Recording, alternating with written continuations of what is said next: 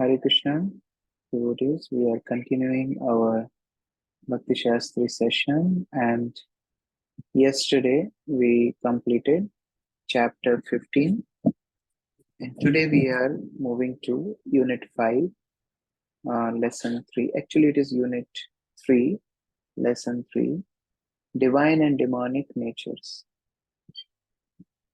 So, this chapter is very practical in terms of analyzing our qualities, analyzing our natures, that which qualities do we possess which belong to divine nature, and which qualities we possess which belong to demonic nature. As we remember in the last chapter, the end part of the chapter, Krishna told that one has to be equipped with knowledge, and when one becomes wise enough, he is accomplished in all his duties. Now, in 16th chapter, Krishna is telling who is fit and who is unfit for receiving that knowledge.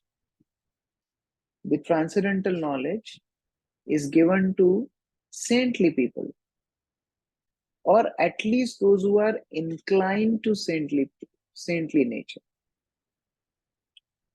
But even if you give knowledge to demonic persons, they don't get any benefit.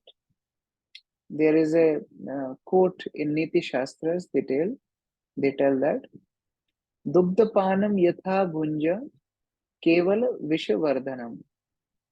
If you feed milk to a snake, it will simply increase its poison. Similarly, if you give good advice to a fool, it will simply increase his anger. So, one who is not having a divine attitude or divine inclination, or in simple terms, a person who is not in mode of goodness, it's very difficult for him to proceed further.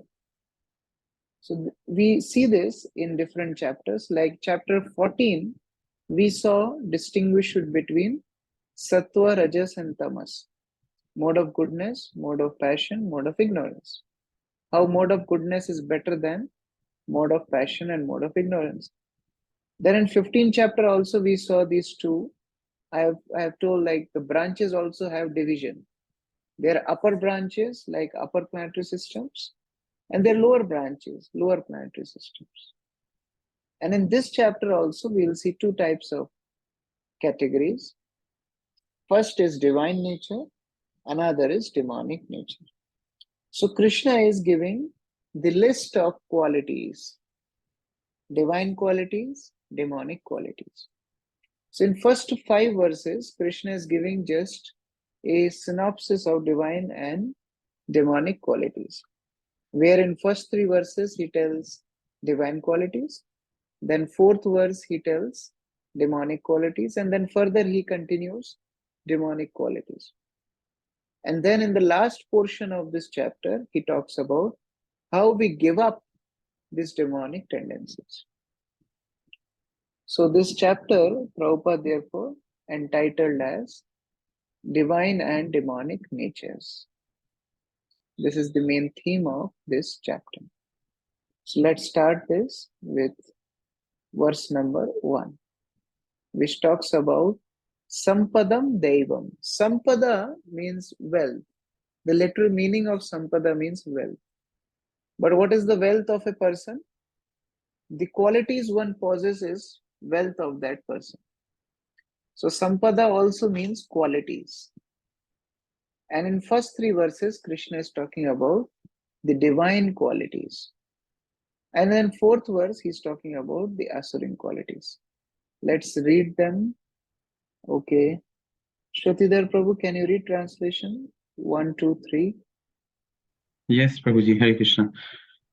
The Supreme Personality of Godhead said, fearlessness, purification of one's existence, cultivation of spiritual knowledge, charity, self-control, performance of sacrifice, study of the Vedas, austerity, simplicity, non-violence, truthfulness, freedom from anger, renunciation, tranquility, aversion to fault-finding, compassion for all living entities, freedom from covetousness, gentleness, modesty, steady determination, vigor, forgiveness, fortitude, cleanliness, and freedom from envy and from the passion for honor.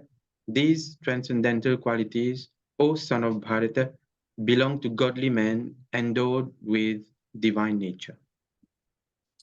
So when one gets this divine nature means one who possesses these divine qualities. Now, how do we get these qualities? One is, of course, our previous nature, our previous choices, and which Krishna already told in previous chapters as the contamination of consciousness. That's the term which Krishna used, contamination of consciousness. How that exactly happens? See, there is a big role of having a proper progeny.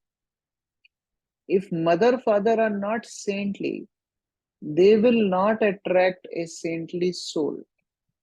It's very difficult. So nobody comes by chance to some family. No. Due to a person's previous inclinations, person is assigned to a family. A soul is assigned to a family that, okay, you take birth in this family. It's not random selection. No. Therefore, if somebody wants a proper progeny, a good child with a proper divine qualities, then he has to take care of proper Garbhadan Sanskar. Prabhupada is focusing on this in the first part of the purport. Diya Mataji, can you read? Hare Krishna Prabhu. Abhijatasya.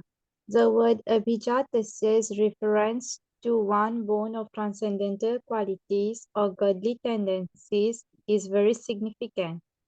To beget a child in a godly atmosphere is known in the Vedic scriptures as Garbhadhana, Samskar. If the parents want a child in the godly qualities, they should follow the 10 principles recommended for the social life of the human being. Sometimes they're called 10, sometimes they're called 16, but mainly these are called sanskaras. And these sanskaras are important for any person who wants divine qualities. See, these all rules and regulations are meant to make person into the mode of goodness. In fact, whole division of Varnashram system, we already discussed this, is on the basis of three modes. Person in the mode of goodness belongs to Brahmana community. Person in mode of passion belongs to Kshatriya. Person in the mixed mode of ignorance and passion belongs to Vaishya. And person in the mode of ignorance belongs to Shudra. Now, this purpose of Varnashram Dharma is not to divide the human society. That is not the purpose. The purpose is to educate a person according to his level. Person may be in different levels. So they have to be trained in certain situations, certain level of their advancement. Now imagine if a child is born in a family of Brahmanas, but he is having tendencies of a Shudra. What will happen? Neither child will be happy, neither parents will be happy. Therefore, this sanskaras help to attract the like-minded soul into the womb of the mother. So when Brahmanas do these sanskaras, they attract souls who have more content of mode of goodness. When Kshatriyas do, they attract souls who have more content of mode of passion. When Vaishyas do, they attract that kind of Vaishya tendency children. And Shudras, they don't do this sanskaras, so they naturally attract souls in the mode of ignorance. Now, if upper classes of varnas avoid sanskaras, they will also attract a sinful soul. For example, Kashyap and Diti. Kashyap was in the mode of goodness, surely, and Diti was also a Brahmani. But they didn't follow the proper rules of scriptures and they mated at a wrong time. Kashyap was trying to stop Diti, but Diti didn't accept. And as a result, Hiranyakashipu and Hiranyaksha went into the womb of Diti, who later became big asuras. So these divine and demonic qualities very much depend on person's nature and modes, and it depends on parents which soul they want to attract with the power of sanskaras. Now let us discuss these qualities one by one. Krishna is quoting many qualities, over 25 qualities. Let us discuss them. First, Abhayam. We have discussed this yesterday also. Abhayam means fearlessness. Now, each quality, Prabhupada in purport has told which section of society needs to cultivate this quality the most. Of course, all qualities should be there in all devotees, all followers of Varnashrama, but certain qualities are very much necessary in a certain section. Like this Abhayam, fearlessness, Prabhupada told, should be in sannyasis. Sannyasi has to be fearless. Sannyasi has to be alone without any support or guarantee of support. So what he has to do, he has to simply depend on the mercy of the Supreme Personality of God. Even if he goes to the darkest region of the forest, he should have firm conviction that Lord will protect him, he will not starve, nothing will harm him. So this fearlessness or dependence of God is called Abhayam, and sannyasis should have this quality in compulsion. Other ashramas may also have this quality, but Prabhupada is specific telling some sections, some varnas, some ashramas for certain qualities, because for them it is compulsion. Others may have, may not have, that depends. Second, Sattvam Samshuddhi, purification of one's existence. There are many rules and regulations in the scriptures. And when one follows those rules and regulations, one gets purified. This quality also should be in sannyasis. Sannyasi is forbidden to do anything impure. To the degree that sannyasi is forbidden to even eat food cooked by others. That is also some Vedic sannyasis, they don't eat. So they eat only roots and fruits in the forest. Then second category, they beg door to door. But they go different houses every day, so they don't become attached. And of course, sannyasis are forbidden to meet women. So all these are very much required to maintain their purity, and Sattvam Samshuddhi is one of that compulsory quality of a sannyasi. Then next, Jnana Yogena Vyavasthiti. Sannyasi, this is also quality mainly for sannyasi. Sannyasi is teacher of the society. Sannyasi means what? He is teacher of the society. He is guide for the society. Now imagine if sannyasi is not educated in scriptures. So how he will guide others? So sannyasi should have cultivation of knowledge. Jnana Yoga Vyavasthiti. Because he is meant for distributing and enlightening householders and others. So his begging door to door is not to earn his livelihood. To earn livelihood, he was good as a gresta only. Sannyasis going door to door is to enlighten the householders.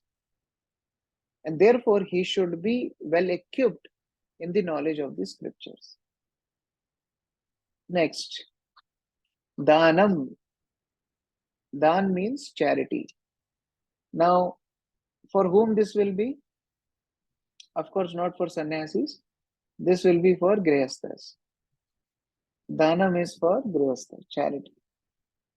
So, One should earn his livelihood by honorable means and then spend that Lakshmi, spend that income to also do charity.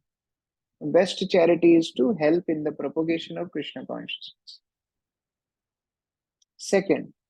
Next, Dhamma, self-control. Self-control is also for householders, grihasthas. Why householders?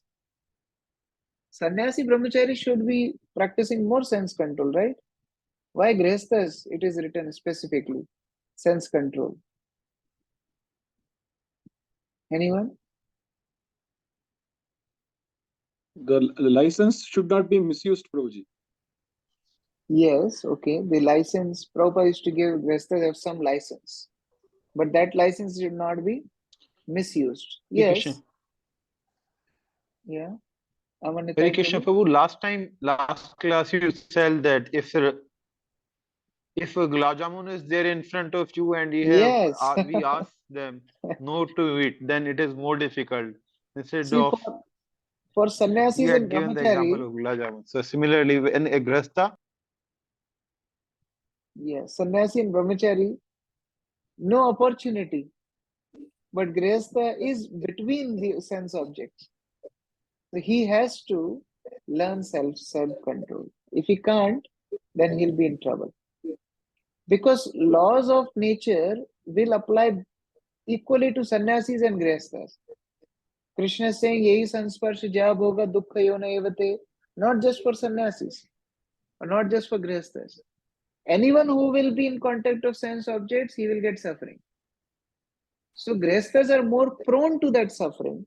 Therefore, grihasthas should learn sense control. Okay, next. Yajna, sacrifice. Of course, this is also mainly for grihasthas. Yajnas should be done by grihasthas, and this is the very much requirement for all grihasthas to do sacrifice. Even Krishna used to do sacrifices when he was doing this Leela of grihastha in Dwarka. And there are many yajnas mentioned in the scriptures, like Agnihotra yajnas, but they are very expensive and they require a lot of time. And you need pure cow ghee, you need pure brahmanas, and that is not available. So what to do? Chaitanya Mahaprabhu gave easy process. Hare Krishna, Krishna Krishna, Hare Hare, Hare Ram, Ram Ram, Hare Hare. This Sankirtan Yajna. When I went to Kuwait last time, devotees told me that sometimes in initiation they can't do Yajna. So what they do? All initiation candidates, they sit together and they do Harinam Sankirtan. Because that is the Yuga Dharma, that is the sacrifice, that faith should be there. Why we are attached to our preconceptions of smartha tendencies? No. Chaitanya Mahaprabhu told the yajna for this age is Sankirtan, and that is the best yajna. So all grihasthas, Chaitanya Mahaprabhu instructed specifically grihasthas that they should gather together at least once a day in evening or morning, clap hands and chant Hare Krishna. If you don't know Mridang Kartal, no problem. The family should come together, clap hands and do Hare Krishna Mahamantra Sankirtan. So this specifically told by Chaitanya Mahaprabhu for grihasthas, because this sacrifice, yajna, is a divine quality to be held by grihasthas. Okay, next. Swadhyay, Vedic study. Who should do Vedic study more? Brahmacharis. So this is for brahmachari. Brahmachari is student life. So of course they should not have any connection with sense gratification, money and women, but they should live a life of celibacy and engage in the study of Vedic literature. Because in future these brahmacharis will become grihasthas, then vanaprastha and then sannyasis. So they should be well equipped with Vedic knowledge. Next, tapas, austerity. Now who is left? We covered sannyasi, we covered grihastha, brahmachari. Who is left? Vanaprastha. So Vanaprastha should do austerity, tapas. One should not remain a householder throughout his life. Prabhupada is writing in the purport. A man retired from household life must practice austerities of body, mind, and tongue. So this tapasya is very important element in spiritual life. And even if somebody is living at home, but the consciousness should be that now I have led enough of my life being a grihastha. Now I should give more time to my Guru's mission, to Srila Prabhupada's mission, to preach Krishna consciousness.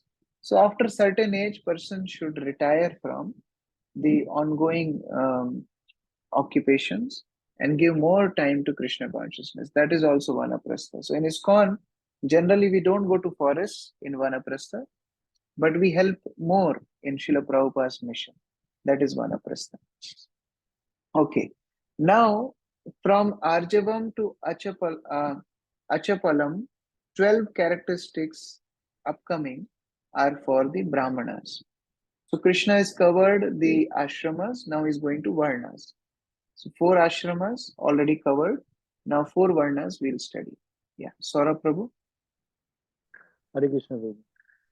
Dhanavad Pram Prabhuji. Prabhuji, here it is written that ahimsa is also a divine quality. Yes. But in the whole Bhagavad Gita, Krishna is saying to Arjuna, you fight. Yeah. So the ahimsa And element will come. We'll study ahimsa, Prabhu. And what is ahimsa? Our acharyas have described. So we'll just come to that. It's just coming. Next quality, ahimsa is coming. Okay? Just study. So here, first quality which Krishna is talking in this ashrama is, in Varna, is arjavam, simplicity. Simplicity means no duplicity. Simplicity means one should be straightforward. Prabhupada used to say one should be so straightforward that he can tell truth to an enemy. And this is a Brahmanical quality, but all ashramas should follow this. Brahmachari should follow, Vanaprastha should follow, Grihastha should follow, Sannyasi should follow. Simplicity is very important. Next is ahimsa, what Saurabh Prabhu was telling. Ahimsa is being translated as not arresting the progressive life of any living entity. That means somebody who is evolving spiritually, we can't stop him. That is hinsa. Hinsa is not killing. Krishna kills asuras and they go to Brahmajyoti. Is that hinsa? No, it's promotion. In the same way, Arjuna's fighting the war is not hinsa. It is ahimsa. Because he is helping the world to practice Krishna consciousness. Whereas Duryodhana's living was hinsa. His life was hinsa. Because his presence was checking others' spiritual advancement. So therefore, this definition of ahimsa here is not just non-violence. Here ahimsa means not checking one's progressive life. Like animals are going through their karma, and when they pass through their lives, they evolve towards human life. Now suppose I kill animal in between, when they finish their karma in between, then they have to again take birth as the same animal until they finish their karma. So I am trying to delay that animal's progression towards human life, where he can get opportunity to practice Krishna consciousness. So therefore, killing animals also fall into ahimsa. So the basic principle of ahimsa is not checking one's progressive life. But here Arjuna is doing on behalf of Krishna, where Krishna wants to wipe off all irreligious kings, and that is not ahimsa. In fact, after hearing all these qualities, Arjun will have same doubt that I am also falling into demonic qualities. Krishna will clarify that. It will come further. Next is Satyam, truthfulness, not lying for personal interest. Like in Vedas, there's so many teachings, but people misinterpret for their personal interest. That is also asatyam, lies. There are many commentaries on Bhagavad Gita, they are misinterpretation. But whatever is to be presented should be presented as it is. That is satyam, not distorting the truth. Akrodha. Krodha means anger. Akrodha means free from anger. So even if there is provocation, one should be tolerant. For once becoming angry, his whole consciousness get polluted. So anger is product of passion and lust. When we become angry, then our consciousness get polluted. So divine consciousness means they don't become angry for their personal benefit. When it comes to offense to Guru and Krishna, then that anger is spiritualized. But here anger is quoted for the personal benefit. No, personally if you provoke, person won't become angry. Yes. Saurabh Prabhu, you have a question? Yes, Prabhu, I was having the same question that if we are personally means like for example, if a person is beating another person, suppose, and then a person comes and get angry on the other person who's beating, then is he's not doing for himself, but he's trying to protect others, and he's fighting for that. So is that comes under krodha or how is it? It depends. Is he authority for that? Then it is not Krodha. Like a king becoming angry on criminals, then that is not Krodha. It is a service. But if we are not authorized for it, like a father chastising son, it is his duty. A guru chastising his disciple, becoming angry, that is his duty. Then it is not product of passion and lust. He is doing his duty. But when we are not authorized for it, then also it is anger, krodha. And another way, if we don't take it personally, then also it is anger. Okay? Tyaga, renunciation. Whatever is useful for Krishna consciousness, we use. That is called Yukta Vairagya. But whatever hampers our spiritual advancement, then we should give it up. That is Tyaga. Then Shanti. Shanti means control of the mind. One should practice controlling mind and senses from their propensity towards sense objects. That is Tyaga. Then, that is Shanti. Then, Apaishunam. One should not find fault with others or correct them unnecessarily. This word unnecessarily is very important. To call a thief thief is not fault finding. But to call an honest person as thief is very offensive. Another aspect of it is, as we were discussing, finding fault when you are not authorized for it. That is also not divine.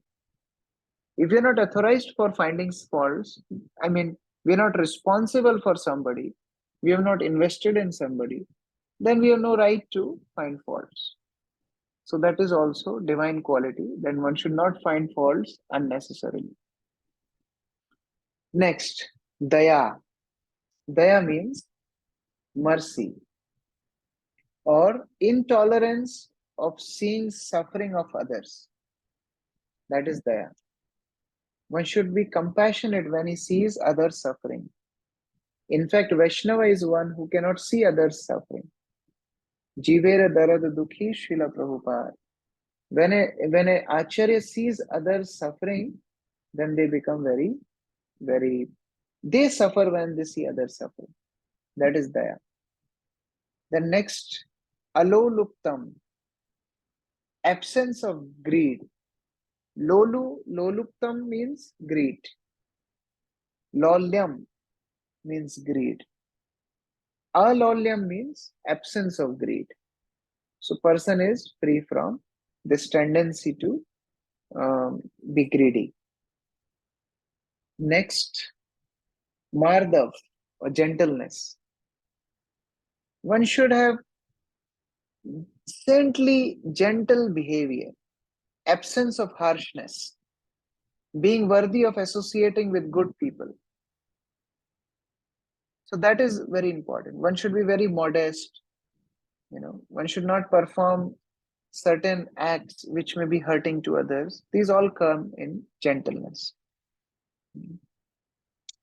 Next, achapalam. Chapal means um, chapal means it's mind flickery. Yeah, that's the right word. Chapal means flickery. Achapal means not flickery. That means determined. A person in divine qualities is determined. One should not be agitated or frustrated in some attempts.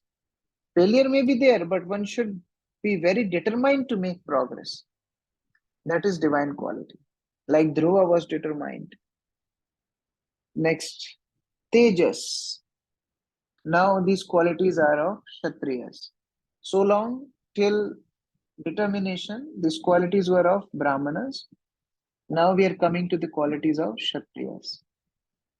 Tejas. Teja means vigor. Should always be very strong to be able to give protection. That is Kshatriya. Kshatriya means Kshatriya. Shat means any probable danger. And Tran means to deliver, to protect. So Kshatriya is one who protects from any danger. And therefore they should be very, very strong. Tejas means have vigor. Next, Shama. Yes, they should be very strong, but they should not be cruel. Kshatriya should be forgiving. They must excuse minor offenses. Of course, if there is major offenses and the citizens are affected by it, the Kshatriya will punish also. But in general, Kshatriya should have forgiveness also for the minor offenses. Next, Dhriti. Giving effort to support fatigued senses. That means they should be energetic, very energetic.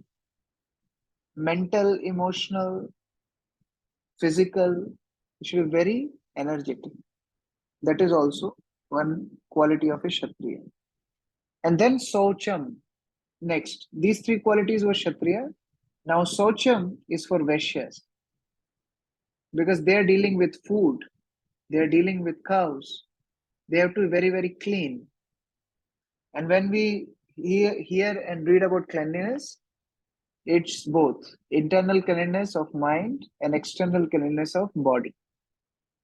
So Vaishyas should not deal in black market, adultering some foodstuffs and things like that.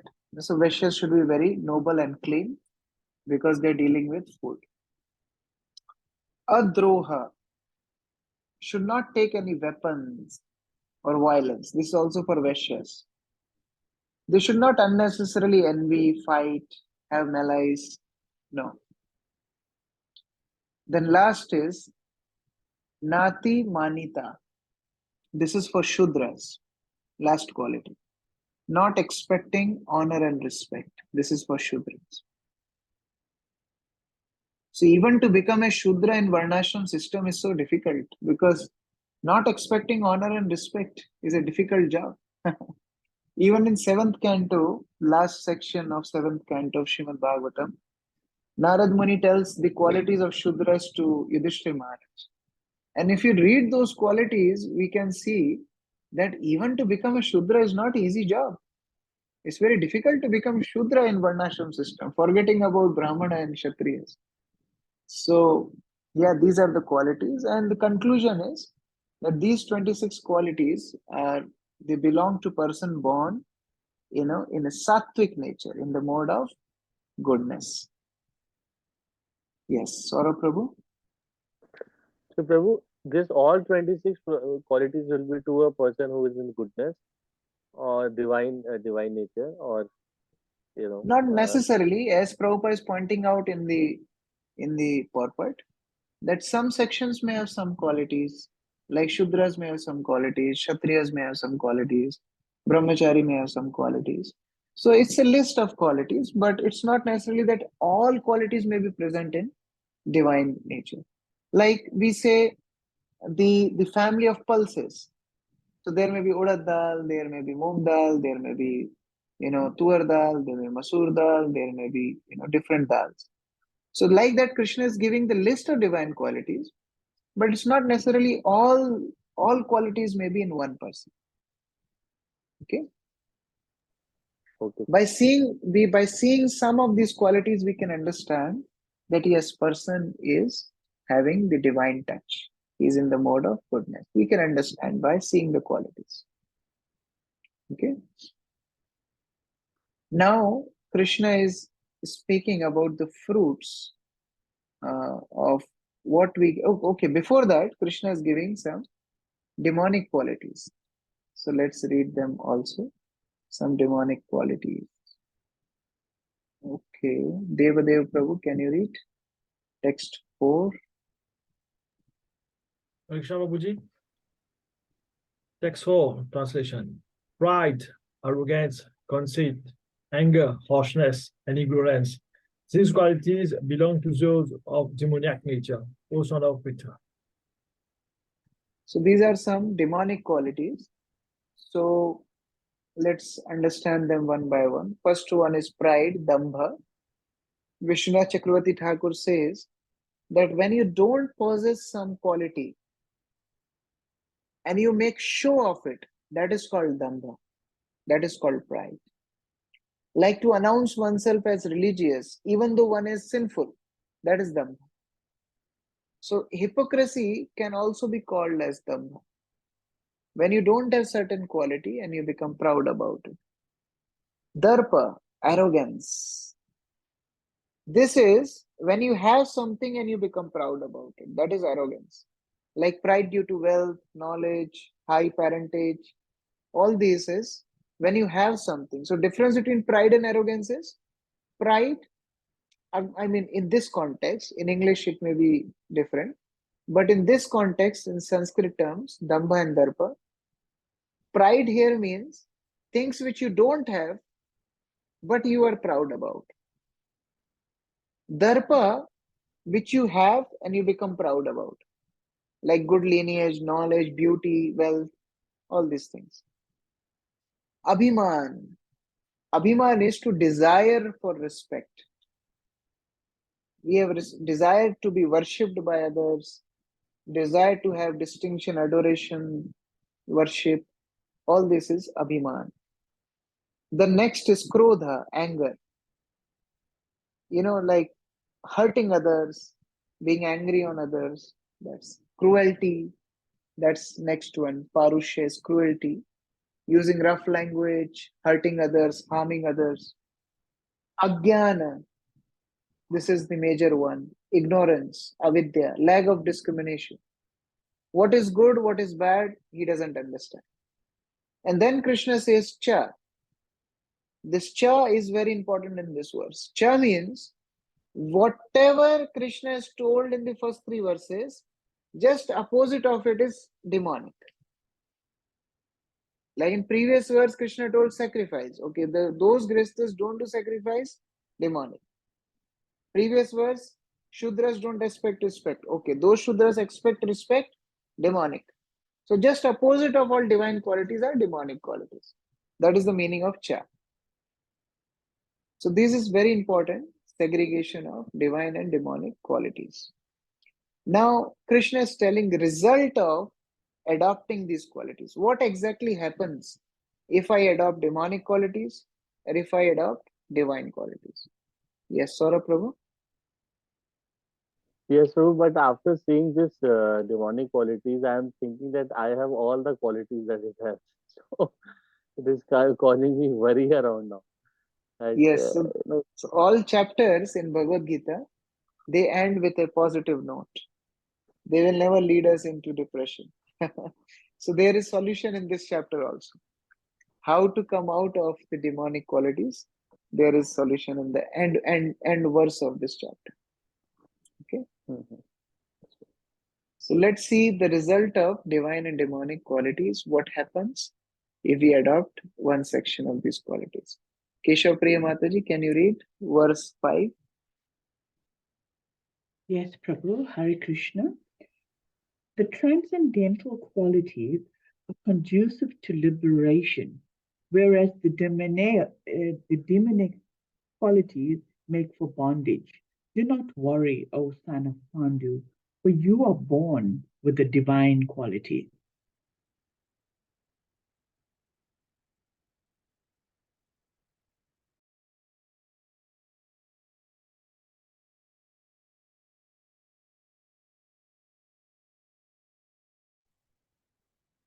Akshay Prabhuji, you are muted. Babu, unmute. Babu, Oh, unmute. Hare Krishna. Sorry. I'm sorry. So here Krishna is telling what happens to persons in different qualities. Those who have divine qualities, they get liberation. And those who get demonic qualities, they suffer bondage in the material world. It's very clear. And Krishna is assuring Arjun, Arjun, you don't worry. You are having good qualities only. Because you are coming in a very good family, you are having nice sanskaras in your life. So you are having nice qualities, don't worry. Yes, Namrasita Mataji. Hare Krishna Prabhu Dhanvatanam. Prabhu, in this same verse, the last line says, anyone who performs the regulative principles of the different orders of life is transcendently situated. So means who is following the one ashram, that is person is also transcendently situated. Yes, yes. Otherwise, Yes, one who follows Varnashram is following the transcendental system of the Lord, and gradually he will become a devotee.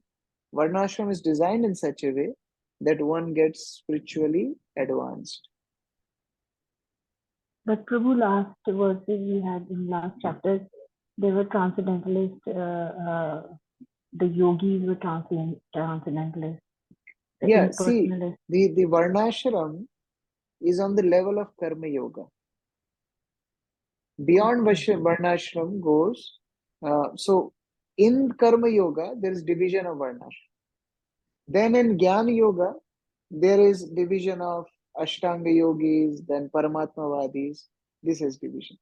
Then in Yogis, there are Ashtasiddhis, that kind of yogis, then Munis, exploring different truths. And then there are Bhaktas, there are Sakam Bhaktas, there are Nishkam Bhaktas, there are Dasya Bhaktas, Sakya Bhaktas, Vatsalya Bhaktas, Madhurya Bhaktas. So each category has their own divisions, you see. So Karma Yoga subdivision is Varnashram. Okay? Okay. Okay. So please read. Vishnu Priya Mataji, can you read?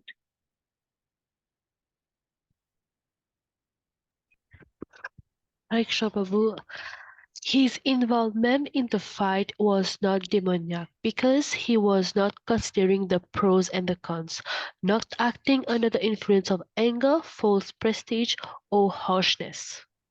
So Arjuna got this doubt. He started to think that am I also falling in demonic nature or what? So by seeing Arjuna's lamentation, that it's still not clear, Lord began to describe asuric qualities, demonic qualities further. That Arjuna, you don't have these demonic qualities. Don't worry. Because you remember, Krishna gave big list of divine qualities. But in fourth verse, he just told 2-3 qualities of demons. And then he told Icha, opposite of the divine qualities. But then Arjuna started to think that, oh, maybe I am also falling in the category of demons. So then Krishna started to describe that how Arjuna is not a demonic quality. Because demons have different kind of attitude as described by Krishna from verse number 6. So that is the next section where he is further describing the demonic qualities. Yeah, Venudhari Prabhu, can you read 6th verse? Yes, Prabhuji. O son of Partha, in this world, there are two kinds of created beings. One is called the divine, and the other demoniac. I have already explained to you at length the divine qualities. Now hear from me of the demoniac. So now Krishna is going to explain the demonic nature in detail. So Shrutidhar Prabhu, can you read this quote? Yes, Prabhu. Lokesmin deva asura evacha. So they do not like people in divine nature. They will tolerate all kinds of noise, barking of the dogs, the motor car passing, the aeroplane on overhead. But as soon as there is kirtan, they are disturbed. They will tolerate so many different types of noise, but they will not tolerate kirtan. In the morning at 7 o'clock, we used to hold our class, and there was little sound. Immediately, the tenants from upwards, they'll come down and complain. Sometimes they will call for police. And on the street, Second Avenue, there is always big trucks and motor cars going on, heavy sound. Then in your country, the garbage carrier sound, the digging sound, so many sounds they'll tolerate. And now soon, Hare Krishna, oh, it is intolerable. This is demonic. Bhagavad Gita 16:7, Hawaii, February 3, 1975. Prabhupada is giving an example, practical example which devotees face, at how they will tolerate everything, but they cannot tolerate Krishna consciousness. So the basic difference between divine and demonic is, divine person is one who follows the injunctions of scriptures. A demonic person is who cannot tolerate the following of the scriptures. That is the basic underlying difference. Obedience to scriptures. Divine person is obedient to scriptures, demonic person is not obedient to scriptures. So let us see these qualities in 12 verses, 7 to 18. In 12 verses, now Krishna is going to describe the demonic nature. First, this is already described. These 6 qualities we have already studied before in the 4th verse. Now 7th onwards. Demonic nature, the problem is pravrittim nivrittim na viduhu. They don't know what is good, what is bad. That is the problem. They don't know the scriptural rules. And even if they know, they don't have any inclination to follow the scriptures. That is first quality of a demonic person. Na saucham, they are not clean, either internally or externally. Na apicha achara, their behavior will not be good. Now, sometimes we see that, oh, but people are behaving so nicely. Why you're calling them suras then? See, it's just matter of their own sense gratification. The day you will become an obstacle in their sense gratification, they will become your enemy. Example is Kansa. Kansa loved Devaki so much.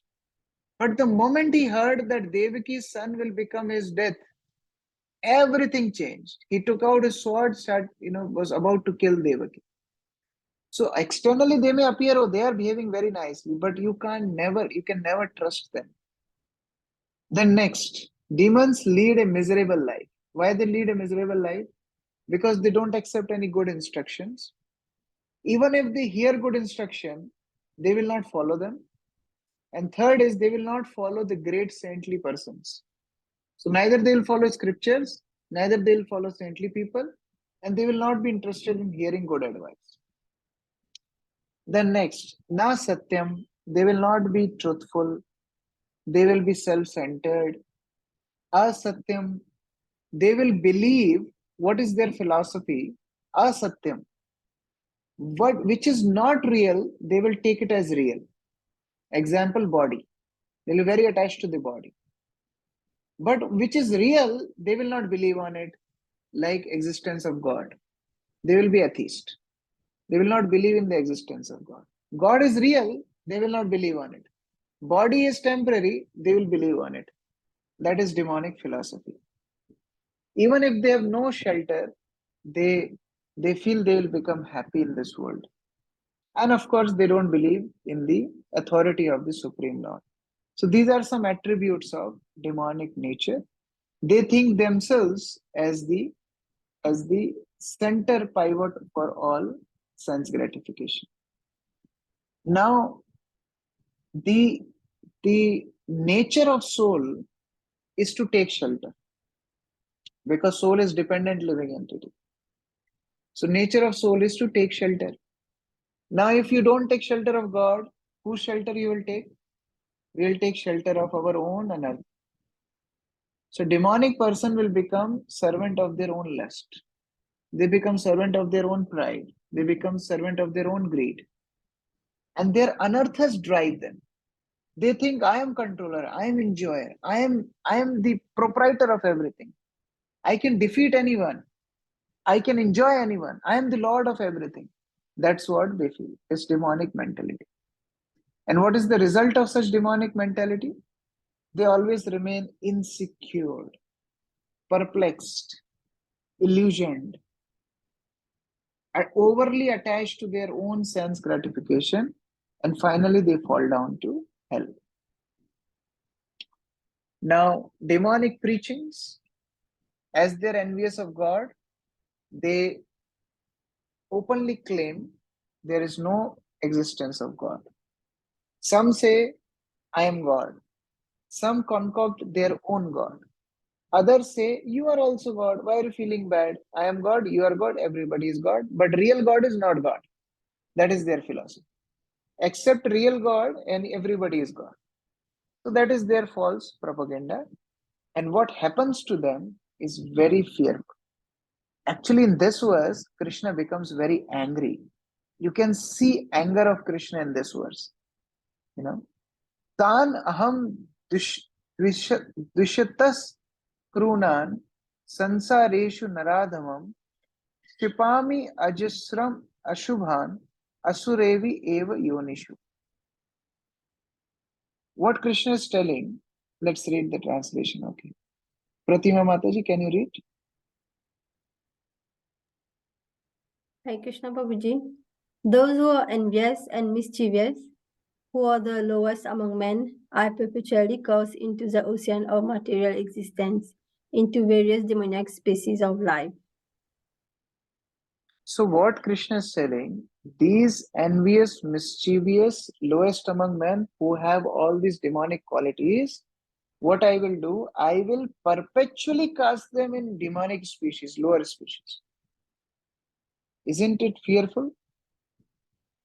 Krishna is saying, I will put them again and again in lower species of life. Why Krishna is so angry here? Why? Any thoughts? Why Krishna is so angry? Yes, Saurabh Prabhu? Prabhuji, because they stop the progress of the others. Exactly. See, these demonic people, if they are limiting their activities to themselves, it's not a problem. But they become impediment in others' spiritual progress. To the extent they harm devotees of Lord. And that makes Lord very angry. So therefore Krishna says, better they go to lower species of life. Because in lower species of life, at least they will not be so free to perform these sinful activities. More lower species, their movement will be more and more restricted. Yes, Saurabh Prabhu? Prabhuji, I have two questions. One question is that we have seen who are, for some part of their life, they are very, angry, they are demonic. But after a certain age, they become good to others, and they become in a goodness mode, and they change overall. So in that case, how does it happen? They were first demonic, and then it changed to goodness over the period of 7 to 8 years. And my second question is, see, let's go one by one. It's not always their change of nature. It's maybe lack of opportunity. See, sometimes people become sick. So they start feeling, oh, I will never eat that particular item again. and I will be practicing yoga every day, and I will rise early in the morning. All this kind of thoughts come sometimes during the sickness. But then as soon as you become healthy again, that again you forget everything. So temporarily cessation of demonic symptoms, that doesn't mean person is rectified. No. Again opportunity will come, again temptation will come, you'll get succumbed to it. So therefore, until unless person is not a devotee, it's very difficult. Harava bhaktasya kuto mahadguna manorathenastu dhavato vahi. One who is riding on the mind, on the chariot of his mind, where his mind will take him, we don't know. So sometimes they may appear good, sometimes they may appear bad, but ultimately the bottom line principle is, if they're not following the scriptures, if they're not following the saintly personalities, by default they're demonic. Externally they may have some other symptoms, that is not very important.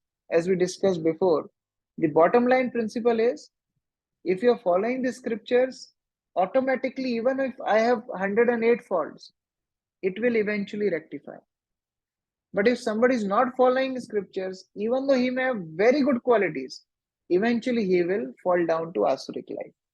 So that is the point here. Okay. So, Prabhuji, for example, we see a lot of people इनको पहले गुस्सा आता था एक life में. They were angry, they get angry in the young age. As the age old passes, or they become middle age, like 40, 45, then they control their anger, and they become They more on they don't control their anger, they lose their power over time. See, when vitality is more, you have sense of power. So you become angry very quickly. So when they lose their vitality, they become weaker. They tend to realize that now others are more powerful than me. Another aspect is, you see, anger is a smaller anartha. First is lust, then is anger. Then after anger, there is greed, there is illusion, there is envy. So even if they don't have anger, they may have the more intense form of anarthas, in form of illusion, in form of envy. So, I mean, just by having some external symptoms, we can understand that person is reducing his demonic nature or not. Okay. So I think what the conclusion is that if you follow the saintly person, then only this qualities will change Exactly. from the mode of ignorance to goodness. Yes. If we don't follow scriptures and saintly persons, then we remain demonic.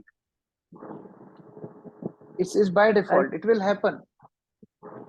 And my second question is, Prabhuji, for those now who have come into demonic qualities, and now because they have many seeds of karma that they have already done, now to bring back of goodness or divine, because of Maya, or because of the mode of three modes, they will never be going to go to the divine by themselves. It requires a certain push from outside to put them into mode of good. So how these people can come out of this illusion now? Going back to 14th chapter, 26th verse. Mam cha yoga vicharena bhakti yogena sevate sa gunan samiti taitan brahma bhuyaya kalpate. If one wants to get rid of his lower modes, bhakti yogena. Going further to 18.66, 18 chapter 66 verse, sarva dharman paritajya mamekam sharanam vraja aham tvam sarva papebhyo mokshishyami. So one get release of all his asuric tendencies, sinful reactions, seeds of sinful reactions, everything, just by surrendering unto the Lord. Therefore, we are preaching Krishna consciousness. Therefore, Prabhupada established preaching movement, that the only hope for this world is Krishna consciousness movement. Otherwise, they can't be saved. It's very difficult. But Prabhu, for a person to put faith in this in the word, it needs some piety or some piousness should be there. Then only there should be strictly one faith. At least a minute faith will come.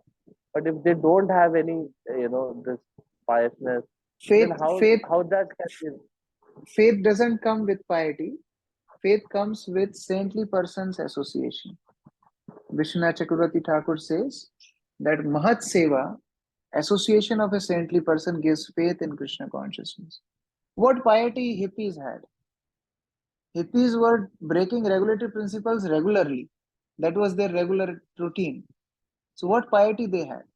But they had association of Srila Prabhupada. So if we are giving this opportunity to associate with saintly people, that will generate faith in people. They may not be pious, they may not be in mode of goodness. Only Mahat Sevaya, only Mahat association.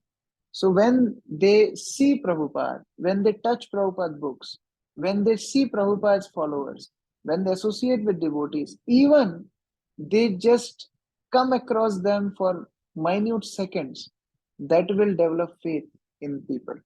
So they may be sinful number one, but if they are fortunate enough to get association of devotees, that will create faith in Krishna consciousness. Okay. Yes.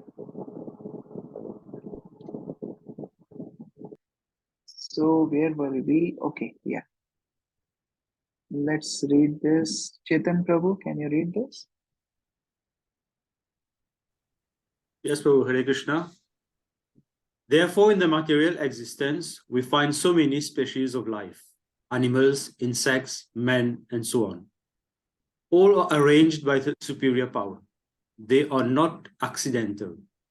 As for the demoniac, it is clearly said here that they are perpetually put into the wombs of demons, and thus they continue to be envious, the lowest of mankind.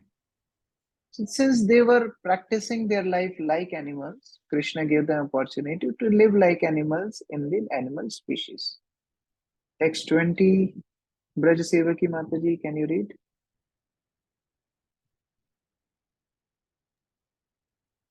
Yes. Hare Krishna Prabhu. Yes. Text 20. Attaining repeated birth amongst the species of demoniac life, O son of Kunti, such persons can never approach me. Gradually, they sink down to the most abominable type of existence. See, Krishna is saying they can never come to me. They will sink down to most abominable type of existence. The repeated birth in the species of demonic life. He's quite angry. Isn't God all merciful? He's supposed to be merciful. See, Lord doesn't have hatred for anyone. When they go to lower species, first thing is they can't commit more sinful activities because the movement gets restricted more and more. Second thing is when they become asuras, there is also probability that Krishna will kill them. And when asuras be killed by Krishna, they get liberation. So God's mercy to asuras is if they are fortunate enough to be killed by him. So that is also his mercy. And another form of mercy is if they become trees, they can't perform any further sinful actions. If they become aquatics, little sinful action, what they will commit? Animal life anyway, they are not bound to sinful reactions. So like that, Krishna is actually saving them. Like sometimes if a small child, he becomes sick with fever, we don't give him ice cream or sweets or this and that, which may increase his fever. So in the same way, Krishna is not giving them opportunity to perform more sinful actions. So it's another way of mercy, like parents give little punishment to the children. Okay, next verse, who will read? Bhutva Prabhu, can you read the translation? Now Krishna is telling the causes for these asuric tendencies. There are three gates leading to this hell: lust, anger, and greed. Every sane man should give up these, or they lead to the degradation of the soul. So whenever you see LAG, lust, anger, greed, that means there are three gates to hell.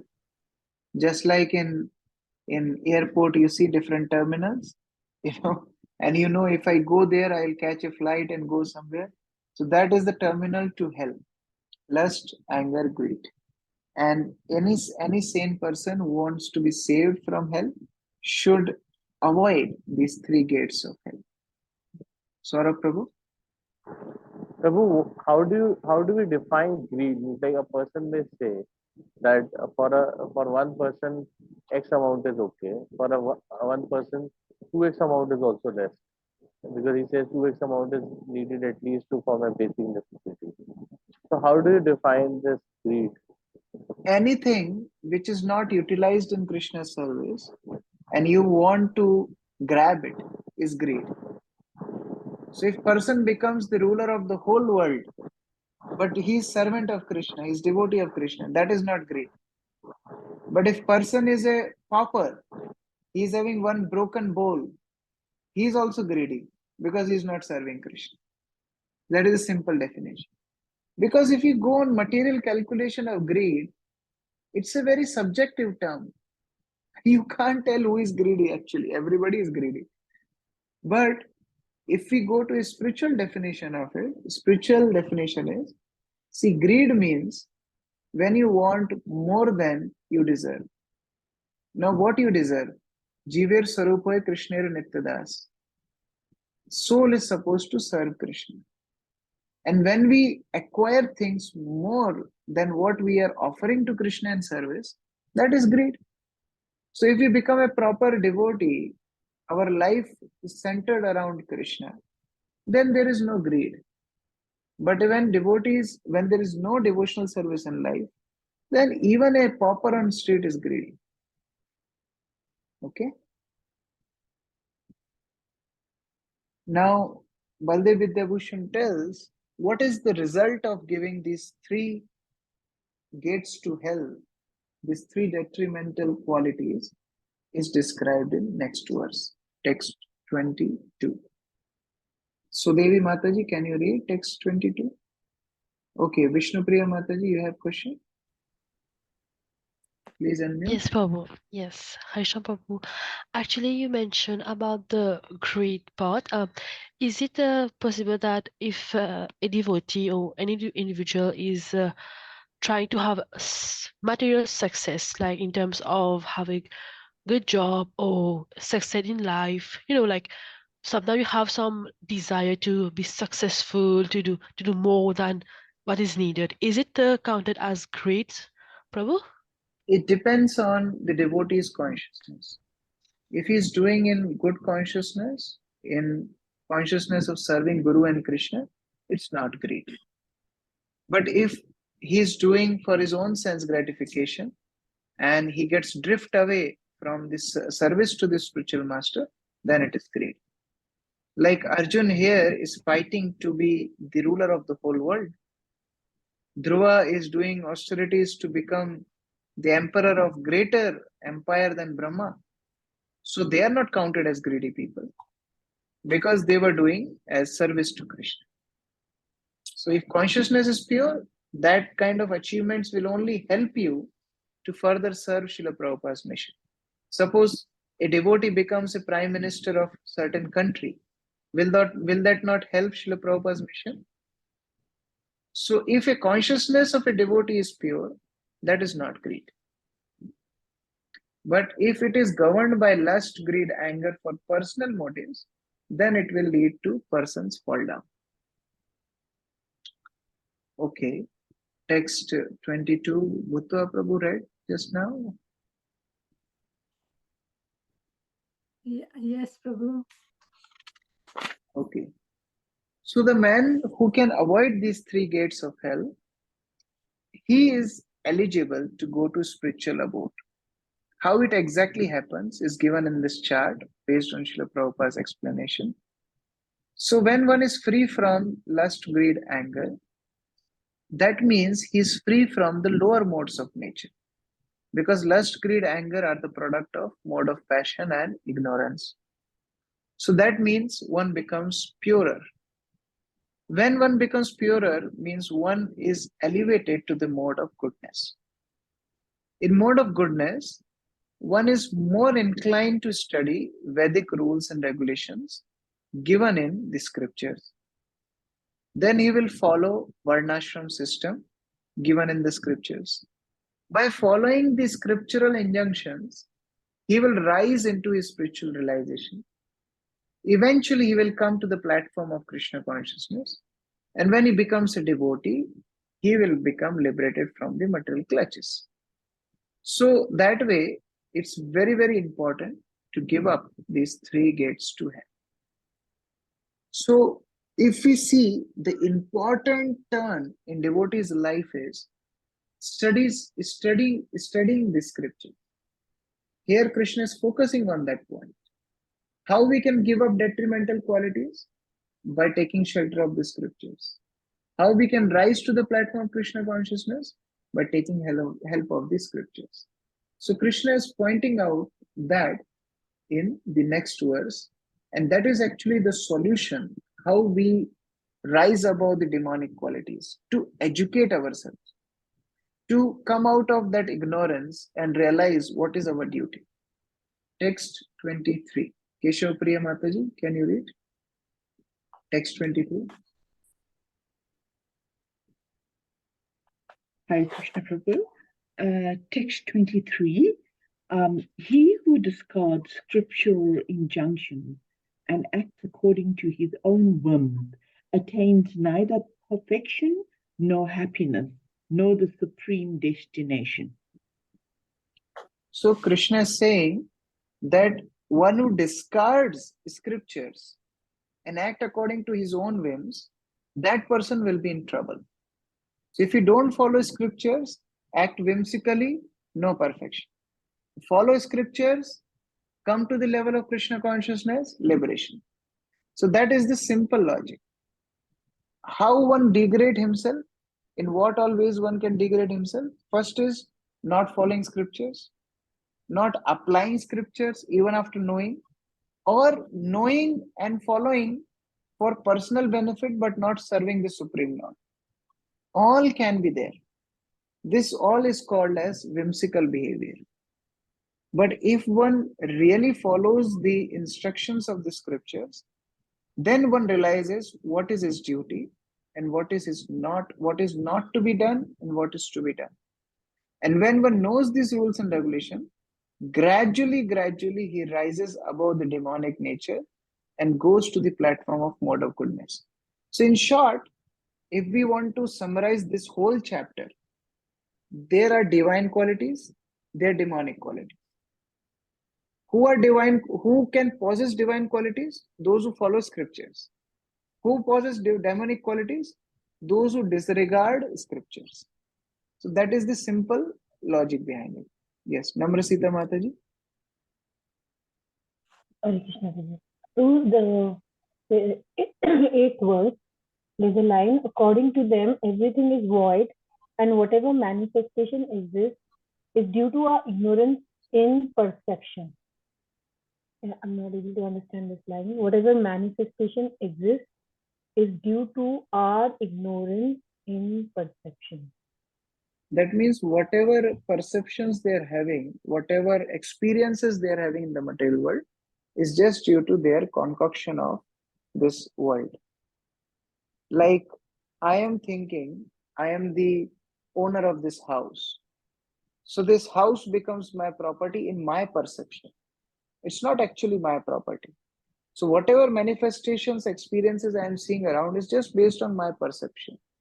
But the day I will be kicked out of this house, I have to leave.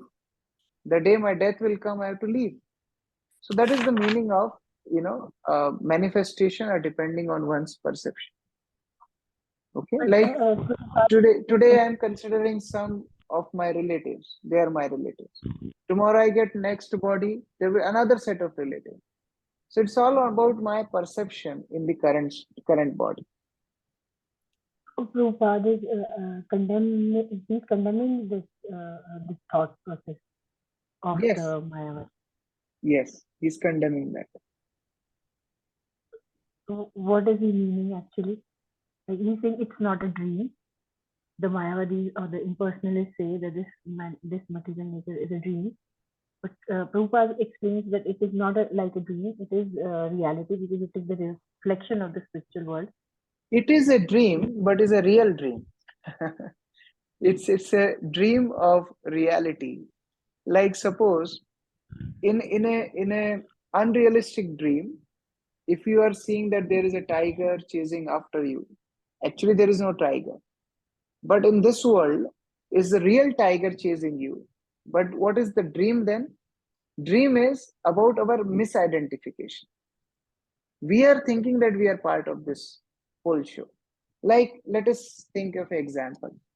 You are seeing a drama in a theater. And in that drama, one character is crying. And by seeing that, you also are crying. Nothing happening to you. But by seeing that drama, you are crying because you started to feel that you are the part of a drama. Drama is real. It's not fake. But your misidentification is fake. That is a dream.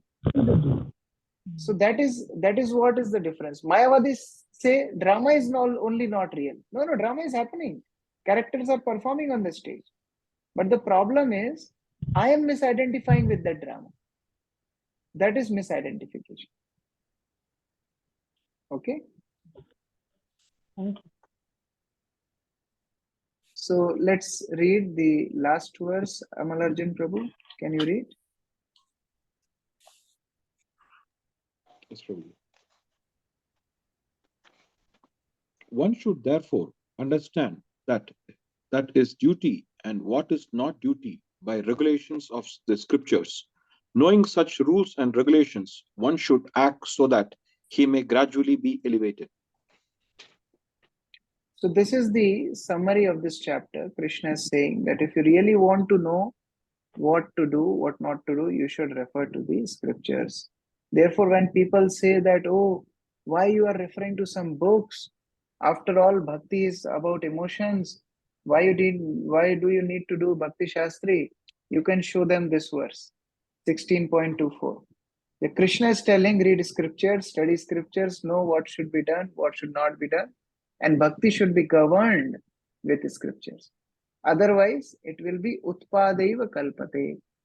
Without the solid basis of the scriptures, it will simply create havoc in one's own life and in the society. So in this chapter, we studied how there are divine qualities born of mode of goodness, and there are demonic qualities born of mode of passion and ignorance. And if we want to come out of mode of ignorance and passion and be situated in mode of goodness, we have to take help of scriptural understanding, scriptural inventions. Hare Krishna. Shri Prabhupada ki jai. Shrimad Bhagavad Gita as it is ki jai. So this is the ending of 16th chapter. But next week, on the 12th, we'll not have class. You will have shloka test for unit 2. That means shlokas from chapter 7 to 12. You already have sheet on the group. It already shared. The verses are there in their student handbook also. So there will be shloka test. And this time they'll provide some time slots. So you have to come on your specific time slot to give the shloka test. If you miss that time slot, then you have to wait till end when everybody finishes. So please take note of your time slot and come on the specific time. Then on 13th of June, you will have closed book exam, that multiple choice exam on the portal. So that will also happen on 13th of June. So we will meet next on 14th of June with chapter number 17. Yeah. Saurabh Prabhu? Yes, Hare Krishna. Prabhu, so I have two queries in this respect. One is that people may say the scriptures are obviously Vedas also. So, because Veda is such a vast subject that not even a single mistake, there are very few people who can understand as of now. What should we tell to those people? You can tell that you can read Vedas, but if you have the essence of Vedas in front of you, Krishna told in 15th chapter, Vedescha sarver aham eva vedyo vedanta krit ved eva chaham. I am the essence of the Vedas. And then Krishna in 3 shlokas, which we studied yesterday, tells the essence of the Vedas. So when you have essence of Vedas ready, why you need to study the whole lot of Vedas? But still, if you want to study that, good luck, you can study. Why we should demotivate people? Yes, they can read, but they should come to this conclusion, which Krishna is giving here. If after reading, they get so confused and they give up studies and then again they go back to their material life, so that will not give any help. So therefore, intelligent people, they don't go for long cuts. They adopt efficient methods. Krishna is giving the essence of Vedas and we accept that as it is. Okay? Sure, Prabhu. And Prabhu, another question is that people may say, for example, there are people who may say that, you know, there are astrological signs, and as per astrology, no, nothing can be changed from that astrological sign that you have got in this life. Now, how do we prove that astrological signs they are born, or with the planetary systems they are born, that will not affect if they are into bhakti, or if they go into bhakti, they would be relieved from that? How will we prove that? We will prove that because Krishna is saying that Maya Dakshena Prakriti Suyate Sacharacharam. All these planets work under my direction. And Krishna tells in 8th chapter also that for my devotees, I am the swift deliverer. I deliver my devotees. I take the responsibility. So when the police of a state works under the head of the state, the police will not harm you. It will only help you if you are the friend of the head of the state. In the same way, all these planets help devotee to go closer to Krishna. And then Krishna, as we discussed today also, in the ultimate instruction of Bhagavad Gita, Krishna tells that he clears off all past karma of the devotee. So why the planets will affect him? But this is applicable for pure devotees. As a practicing devotees, there is influence of all these things. But as we get pure, then the influence becomes less and less. And for pure devotees, Krishna takes charge of them. They are no more under control of all these previous karma, influence of the planets, etc. Okay, like I will give you an example. Like my Guru Maharaj, he in his horoscope it was written that he will get married at the age of 40. And not only one astrologer, 2-3 astrologers told him that you took sannyas, you did mistake. In your horoscope it is written, you will get married at the age of 40. And Guru Maharaj used to tell that he was very concerned. What will happen? I took sannyas and these astrologers are telling I will get married at the age of 40. But then he went back to Godhead at the age of 74 being a sannyasi. He never got married. So yeah, astrology is applicable for general masses, but not for pure devotees. Okay. Bharat Krishna Prabhu.